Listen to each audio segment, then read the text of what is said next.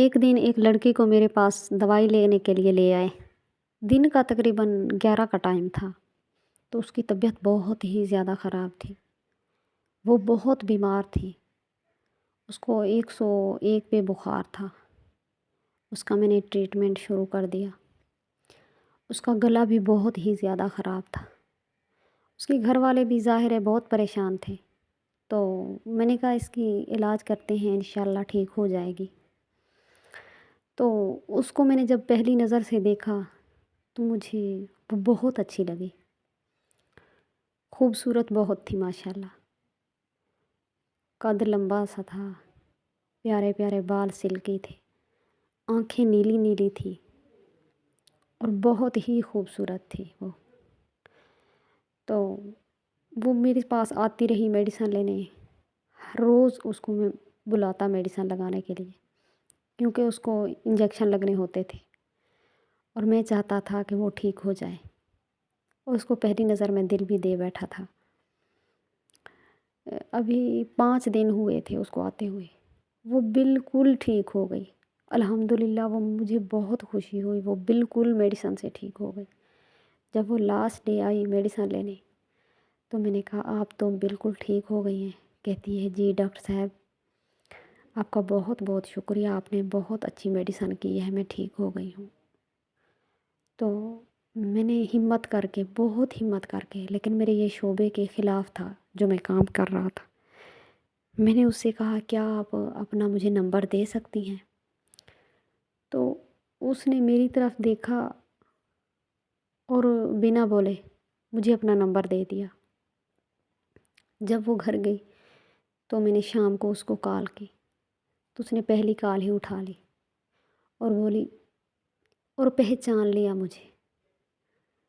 میں نے کہا السلام علیکم، کہتی ہے وعلیکم السلام جی ڈاکٹر صاحب۔ تو میں نے کہا آپ کیا کر رہی ہو؟ کہتی ہے اپنے حالات سے لڑ رہی ہوں۔ میں نے اس بات کو اگنور کیا اور آگے بات کی، کیسی ہو؟ کہتی ہے الحمدللہ اب میں بالکل ٹھیک ہوں۔ تو میں نے کہا اچھا آپ بالکل ٹھیک ہیں، مجھے تو اس بات سے خوشی ہوئی ہے کہ آپ بالکل ٹھیک ہو گئی ہیں۔ تو کہنے لگی ہاں جی الحمدللہ، تو آپ مجھ سے اور بات نہ کریں، آپ مجھے یہ بتائیں کہ آپ نے میرا نمبر کیوں لیا ہے مجھ سے؟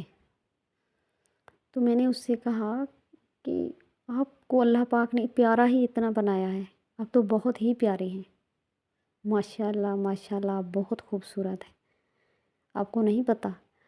تو اس نے کہا نہیں، خوبصورتی سے مقصد نہیں ہے، انسان کے نصیب اچھے ہونے چاہیے۔ تو میں نے اس سے پوچھا کیوں، آپ کے نصیب کو کیا ہوا ہے؟ تو اس نے اس بات کا مجھے جواب نہیں دیا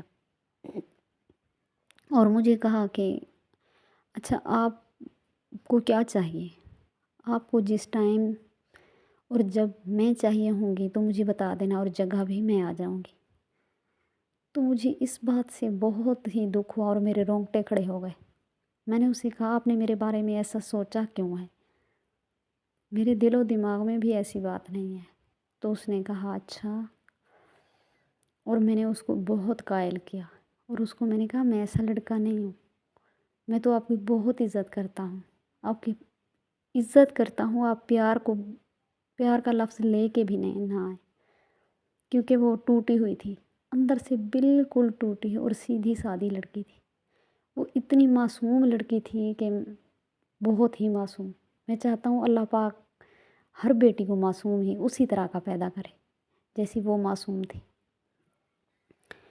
تو میں نے اس سے کہا آپ مجھ سے ڈیلی کا بات کیا کریں، تو وہ مجھ سے ڈیلی بات کرتی۔ ایک دن میں نے کہا آپ مجھ سے رات کو بات کیوں نہیں کرتی، میں تو آپ کو بہت منتیں کرتا ہوں کہ آپ مجھ سے رات کو بات کیا کریں۔ تو وہ کہنے لگی میری رات کو دیر سے جاگنے کی عادت نہیں ہے، میں جلدی سو جاتی ہوں۔